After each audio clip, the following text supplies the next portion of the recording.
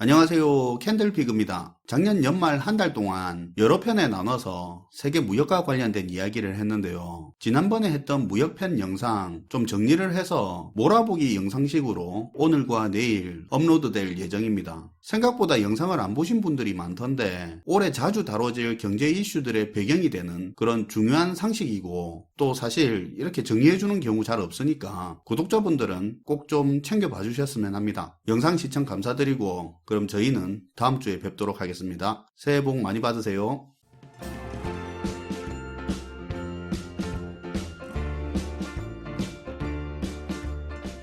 안녕하세요. 캔들피그의 이런저런 시간입니다. 모르는 분들은 아예 없겠지만 한국은 뭘로 먹고 사는 나라입니까? 수출로 먹고 사는 나라죠. 수출로 먹고 산다는 당연한 상식을 이제 계속 의심해 봐야 할 만큼 지금 무역 상황이 정말로 심각한데요. 국민들은 둔감해진 건지 아니면 상황을 외면하는 건지 구분이 안 될 정도로 이 현실에 관심이 없고, 언론이고 전문가들도 대중들이 워낙 관심이 없으니까 형식적인 수준의 이야기만 할 뿐이지 굳이 부정적인 소리 한다 욕먹어가면서 관심도 못 받는 이야기 해봐야 남는 게 없으니까 그 사람들도 이 사안의 중요성이 어느 수준인지 집중적으로 계속 다루지도 않는 것 같습니다. 저도 그렇게 느끼는 게 무역 관련 주제를 종종 다루기는 하지만 진짜 영상 만들기 싫을 정도로 관심도 없고, 그나마 한 이야기라도 그 주제에 집중이라도 하면 좋겠는데 댓글창 보면 기승전 정치 이야기로 치고받고 하고 있어서 저도 솔직하게 무역 이야기 주제로 하는 거 딱히 흥이 나진 않습니다. 다만 지금 상황은 세계 시장 상황이 굉장히 빠른 속도로 위축되고 경직되고 있고요. 결코 일시적이라고 볼 수 없는 이미 세계화의 한계에 들어선 큰 변화에 접어든 심각한 상황이라 집중적으로 챙겨야 하는 부분이기에 흥이 안 나는 주제임에도 불구하고 앞으로 좀 무역에 대해서 자주 다루도록 하겠습니다. 전쟁이 끝나면 괜찮아질 거라느니, 금리가 내리면 다 해결될 거라느니 하면서 절대 일시적인 문제로 대수롭게 생각할 부분은 아니고요. 경제 환경 변화의 관점으로 접근을 해야 하는 겁니다. 수출로 먹고 사는 우리에게 특히 무역 문제는 실업률 급등과 불황으로 이어지는 먹고 살고의 문제고, 이는 안 그래도 심각한 기업과 가계부채 문제가 경제위기로 자연스럽게 연결되는 문제니만큼 예전보다 관심을 좀 가져주셨으면 합니다. 올해 들어 누적된 적자 규모는 현재 400억 달러에 육박하고 있고요. 지난 4월 이후 7개월째 적자 행진을 하고 있습니다. 얼마 남지 않은 올해 500억 달러의 적자가 날 거라는 예상이 나올 정도죠. 하도 이제 몇백억 달러, 몇십조 이런 이야기 흔하게 하다 보니까 이제 큰돈처럼 느껴지지도 않을 겁니다. 그리고 수출액이 지금 역대 최고라고 하는데 그 말 자체에 도취되어서 무역 적자는 눈에도 잘 안 들어오는 그런 분위기지만, 현재 적자 상황은 1964년 무역 통계가 작성된 이후 최대 규모고, 더 문제는 대부분의 연구소나 전문가 집단이 예측하는 것처럼 금융위기 등의 큰 경제 쇼크가 발생하지 않는다 하더라도 내년이 올해보다 훨씬 나쁠 것이고 그 누구도 쉽게 괜찮아질 거라고 말을 꺼내기 힘들다는 겁니다. 일단 오늘은 무역에 대해서 처음부터 심각한 이야기를 할 건 아니고요. 우리가 무역 상황에 조금 관심을 가지려면 재밌는 이야기를 통해서 관심도를 좀 높일 필요가 있을 것 같은데요. 그래야 다음에 무역 문제에 좀 심각한 이야기를 다룰 때도 몰입도가 있지 않겠습니까? 오늘 하는 이야기가 예전에도 중간중간 해왔던 이야기지만 앞으로 조금 진지한 무역 이야기 다루기 전에 오늘은 과거 이야기도 듣고 워밍업 하는 차원에서 편하게 이야기 듣듯이 한번 들어주시면 좋을 것 같습니다. 지겨운 내용 아니고 우리가 조각조각 알고 있는 상식을 흐름 차원에서 정리하면서 차근차근 이야기를 이어가 볼 겁니다. 1800년대 영국의 산업혁명 때부터 시작해서 그 흐름을 한번 살펴보겠습니다. 영국에서 산업혁명이 일어나고 무엇이 문제가 되었을까요? 바로 공급 과잉인데요. 산업혁명으로 공급이 넘쳐나기 시작하면서 당시 패권국이었던 영국에서는 공업을 중심으로 국가 간의 자유로운 경쟁을 하는 그런 자유무역을 주장하게 됩니다. 그 전까지만 해도 무역이라는 게 자국 산업은 철저하게 보호하고 부족한 부분은 식민지를 통해서 조달하는 그런 개념의 무역 논리였는데요. 아시다시피 동인도 회사니 뭐니 하면서 식민지를 통해 돈 벌던 그런 회사들이 다 무역회사들이었잖아요. 아무튼 산업혁명을 통해서 공업 생산력이 남아돌게 된 영국에서는 자신들의 식민지 이상의 더 넓은 시장이 필요했으니까 자유로운 경쟁을 하는 무역을 하자고 했겠죠. 근데 뭐 말만 경쟁이지 자기들이 유리한 공업 쪽에서만 그렇게 하자고 한 거죠. 그런데 비슷한 시기에 이 자유무역에 반대하는 주장도 있었습니다. 당시에 미국이나 독일은 영국처럼 잘 사는 나라가 아니었고 이제 성장하고 있는 단계의 그런 나라였습니다. 그런데 영국의 자유무역을 수용해버리면 수입된 영국의 공산품 때문에 자기들이 키우고 있는 자국의 산업들이 클 수가 없게 되는데요. 가격과 품질 모든 면에서 영국산에 밀리는데 사람들이 사주겠습니까? 그래서 미국, 독일같이 아직 산업이 미성숙된 그런 나라에서는 처음에 산업을 육성하기 위해서 수입품에 세금도 높게 하고 수입 관련 규제를 하는 그런 보호무역주의 노선을 타게 된 겁니다. 참고 삼아 말씀드리면 수입품에 규제를 하는 거 그거 보호무역인 건 잘 아시던데 자국의 수출품에 특혜를 준다던가 지원을 해서 수입품과 차별을 두는 것도 보호무역의 한 형태입니다. 아무튼 규제를 하든 특혜를 주든 민간에서 무역을 하는데 중간에 정부가 끼어서 감나라 배나라 개입을 늘리는 것 자체가 자유무역과 거리가 멀어지는 거라는 거 기억을 하시고요. 아무튼 영국이 과잉 생산을 해소하기 위해서 자유무역을 주장하던 데 반대해 한참 성장하던 독일, 미국은 보호무역을 주장하고 있었습니다. 하지만 시간이 지나면서 미국과 독일의 산업들이 자리를 잡고 충분히 경쟁력 있는 제품을 생산할 수 있는 단계가 되면서 이때부터는 미국, 독일이 적극적으로 자유무역을 점점 강화하게 되죠. 그렇게 1800년대부터 1900년대 초까지 처음에는 영국의 자유무역과 미국, 독일의 보호무역이 대립하다가 시간이 지나면서 미국, 독일이 산업 경쟁력이 갖춰진 뒤에 세계 무역 패러다임이 자유무역 쪽으로 쏠리게 됩니다. 그러다가 1차 대전 이후부터는 미국이 엄청나게 성장을 해서 세계 무역의 질서가 미국을 중심으로 재편이 되고 미국을 기준으로 한 자유무역 시대가 됐는데요. 그런데 갑자기 미국이 자유무역에서 완전한 보호무역으로 돌아서는 일이 벌어집니다. 그 이유가 바로 1930년대에 일어난 미국의 대공황인데요. 미국의 입장에서는 대공황 때문에 산업이 무너지고 근로자나 농민 할 것 없이 엉망이 되는 상황에서 자국 산업과 일자리에 대한 보호가 절실히 필요하게 됐겠죠. 그래서 미국은 수입품이 가격 경쟁력을 완전히 상실할 정도로 관세를 엄청나게 높여버립니다. 사실상 수입을 안 하겠다는 그런 무역 장벽을 쳐버리는 강도 높은 보호무역을 하게 된 거죠. 보복 관세라는 말을 흔하게 듣는데요. 그때도 똑같습니다. 미국이 수입품에다가 관세를 이렇게 올려버리니까 수입품이 당연히 안 팔리겠죠. 자연스럽게 상대 무역국에서도 미국을 향해 너희 것만 수출해 먹고 우리 거 안 산다는 건 말이 안 되지 하면서 미국 제품에 관세를 올려버리는 건데요. 이런 식으로 무역의 기준이 되는 국가인 미국이 관세 인상을 하면서 보호무역으로 돌아서 버리니까 다른 나라도 보복 관세로 맞대응하고 그러면서 세계가 연쇄적으로 보호무역주의로 흘러가 버렸던 겁니다. 특히 1차 대전 패전 이후 수출을 통해 빠르게 경제를 회복하고 있던 독일 같은 경우는 이런 세계적인 보호무역 확대가 치명타가 되어서 다시 경제가 나락으로 빠지기도 했었죠. 그 분위기에서 히틀러가 등장하기도 했고요. 아무튼 그러다가 보호무역주의 확산의 스타트를 끄는 미국이 다시 자유무역으로 무게추를 옮기게 되는데요. 그 계기가 바로 1939년에 일어난 제2차 세계대전입니다. 다들 아시겠지만 전쟁이라는 건 다 사서 때려 부수고 또 만들어서 다 때려 부수고 또 사들이는 그런 엄청난 수요 시장을 창출하는데요. 이때 미국은 세계 2차 대전에 참전하는 국가들에게 엄청난 군수물자를 수출하면서 대공황도 극복하고 더 강한 나라가 됐었죠. 세계의 아픈 역사를 이렇게 말하면 좀 안 되겠지만 당시에 미국 입장에서 2차 대전 호재를 통해서 경제가 살아나고 산업이 살아나면서 다시 자유무역주의 노선을 타게 된 겁니다. 여기까지 흐름만 봐도 세계가 자유무역에 치우치느냐 보호무역에 치우치냐는 미국의 상황과 결정에 따라 달라진다는 부분을 알 수 있죠. 어쨌든 2차 대전을 통해서 미국 경제가 좋아지고 수출 산업이 살아나서 자유무역 노선을 타고 가니까 당연히 무역 상대국들도 자유무역주의로 따라가겠죠. 여기서 그치지 않고 2차 대전 끝날 무렵 자유무역을 좀 더 발전시키고 확대하기 위해서 미국을 중심으로 GATT, 가트라는 체제를 출범시킵니다.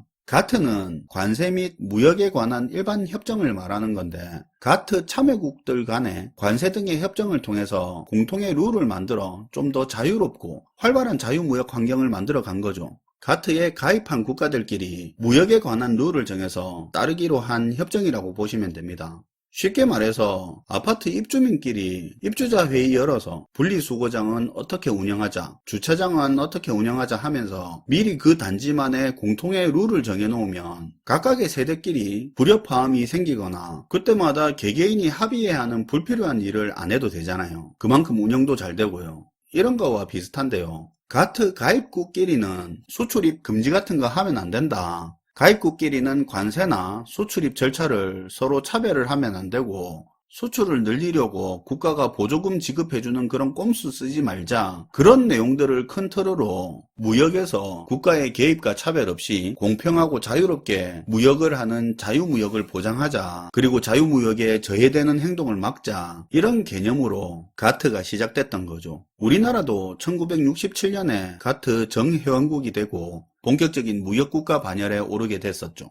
가트 가맹국들끼리 협상을 통해서 만드는 협정 내용은 언제 딱 정해서 모여서 바로 결론 나는 건 아니고요. 그렇잖아요. 이렇게 해보니까 이게 문제더라. 공통의 룰을 정하는 건 좋은데 국가 간 이해관계에서 이 공통의 룰로 인해서 상대적으로 피해를 더 보는 나라는 어떻게 이걸 메꿔줄지 뭐 이런 부분들까지 다 챙기다 보면 협정에 대해서 수정도 필요하고 예외 사항도 만드는 등 계속 업데이트를 해야 할 거 아닙니까? 그렇게 하려면 주기적으로 큰 업데이트를 위해 모여야 되고 이해관계도 복잡하다 보니까 협정 기간도 제법 걸리겠죠. 가트 체제에서 이 협정 과정을 라운드라고 부르고 이 라운드에 타결된 결과에 따라 협정 내용이 추가되거나 수정되는 겁니다. 1944년에 가트가 만들어지고 1994년까지 가트 가입국끼리 총 8번의 라운드가 있었는데요. 1차 라운드, 2차 라운드 이런 식으로 부르지는 않고 특정 지역이나 특정인의 이름을 따서 라운드 이름을 붙인다고 합니다. 1947년 처음 개최된 1차 라운드는 제네바 라운드라고 불렸고요. 이후에 6차 라운드는 케네디 라운드, 7차 라운드는 도쿄 라운드라는 이름이 붙었었습니다. 각각의 라운드마다는 중요하게 다루는 의제가 있고요.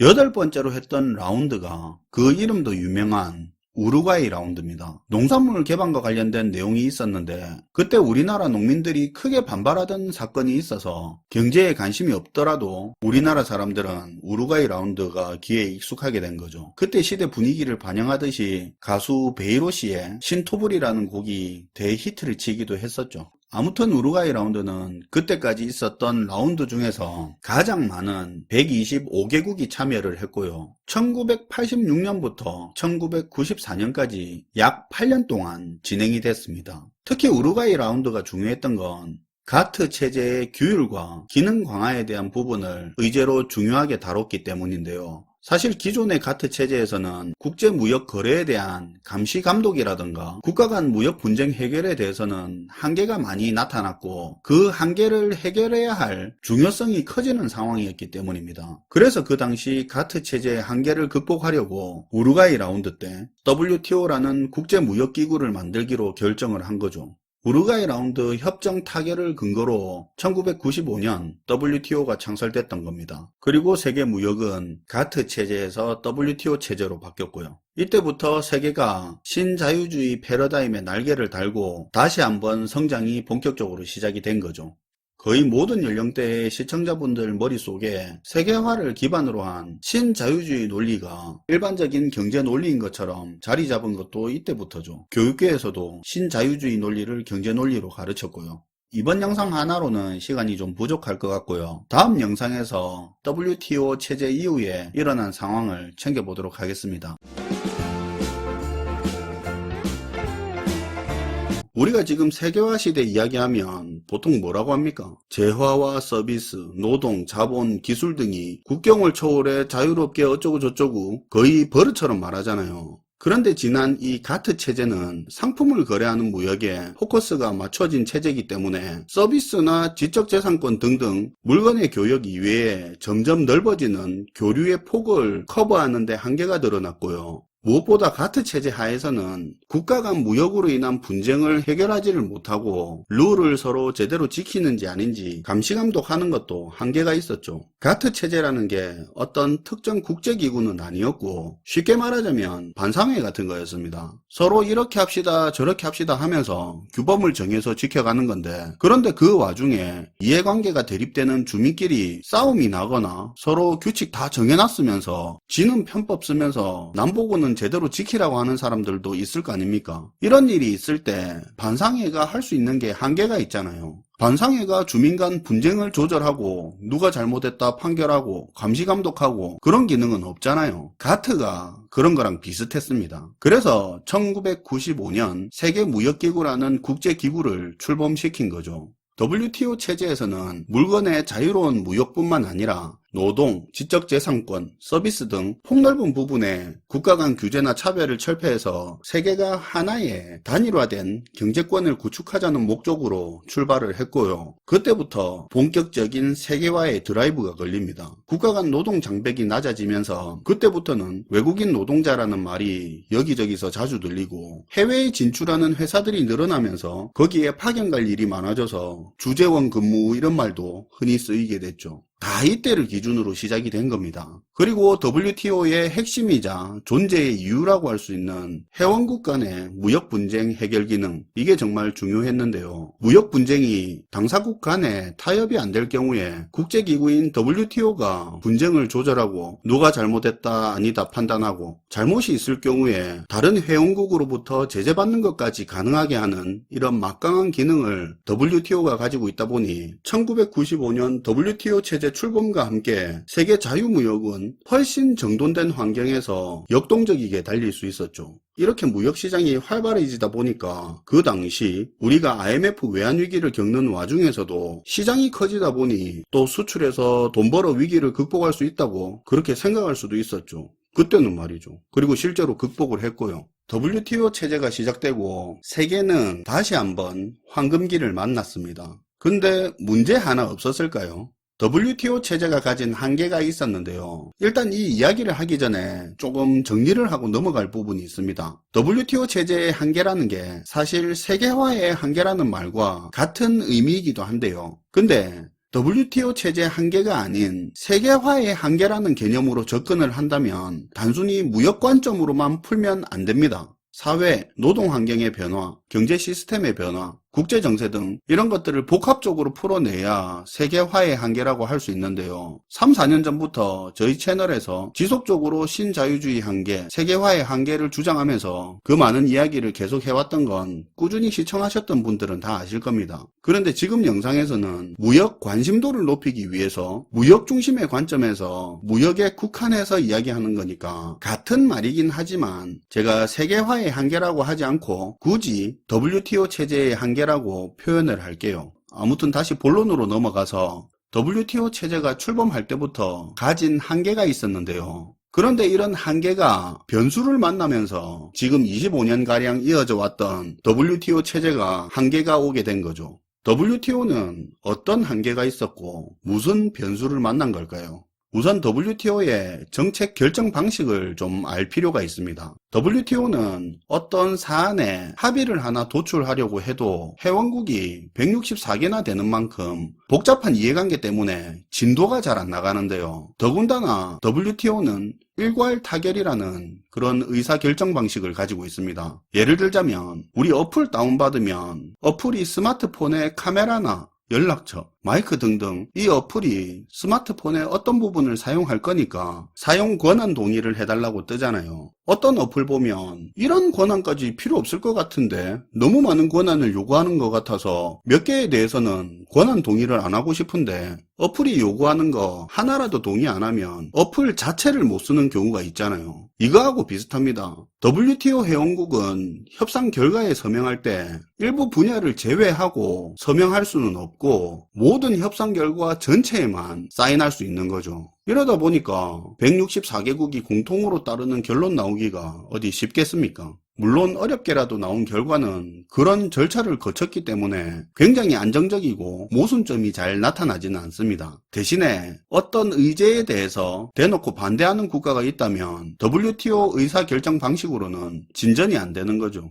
그리고 또 하나 알아야 될 거, WTO에서 개발도상국은 따로 혜택이 있고 개발도상국은 자기 선언 방식으로 결정된다는 점입니다. 이게 무슨 말이냐면 자기 스스로 경제 상황을 판단해서 나는 개발도상국입니다, 나는 선진국입니다 이렇게 한다는 건데요. 예를 들어 회원국 중에 얘들은 누가 봐도 선진국 계열 국가로 봐야 되는데 하더라도 그 나라가 끝까지 나는 개발도상국입니다 이렇게 하면 개발도상국인 겁니다. 물론 다른 나라들이 이의를 제기할 수는 있지만 그건 그 나라가 타국의 이의를 받아들일 때 이야기겠죠. 이전 영상에서 1800년대 영국이 산업혁명을 하고 공급 과잉이 일어나면서 먼저 자유무역을 하자고 주장했다고 했잖아요. 근데 그 당시 아직 산업이 제대로 성장하지 못했던 미국, 독일 등은 영국 제품에 비해서 아직 경쟁력이 딸리니까 자유무역을 했다간 영국에서 들어온 수입품에 밀려서 국산품이 도태되고 산업까지 성장을 못하게 되니까 보호무역으로 대응했다고 했습니다. 그리고 미국, 독일의 산업 경쟁력이 높아지고 나서야 이들도 자유무역에 적극적으로 합류했다고 했는데요. 자유무역은 태생적으로 경쟁력 강한 나라, 선진국에 유리한 논리를 가지고 있습니다. 그러다 보니 산업이 미성숙하거나 한참 성장을 해야 하는 개발도상국 입장에서는 그냥 정부 개입 최소한으로 줄이는 그런 자유무역을 해버리면 경쟁력이 있는 산업 수준이 되기도 전에 수입품에 밀려서 자국 산업을 키울 수가 없는데요. 그러다 보니까 WTO에서는 이런 개발도상국도 자유무역 대열에 합류시키기 위해 개발도상국은 우대를 해줍니다. 그 나라 정부가 자국 산업을 성장시켜야 하니까 수출 기업들에게 보조금을 지급하거나 관세 부분에서 선진국보다 유리한 조건을 주는데요. 그렇게 해서 이런 국가들이 또 성장을 하면 시장 규모가 커지고 수요 시장이 커지니까 세계 전체의 시장의 크기를 키우는 차원에서 개도국 우대를 해주는 거죠. 그런데 딱 들어도 무슨 문제가 있을 것 같죠.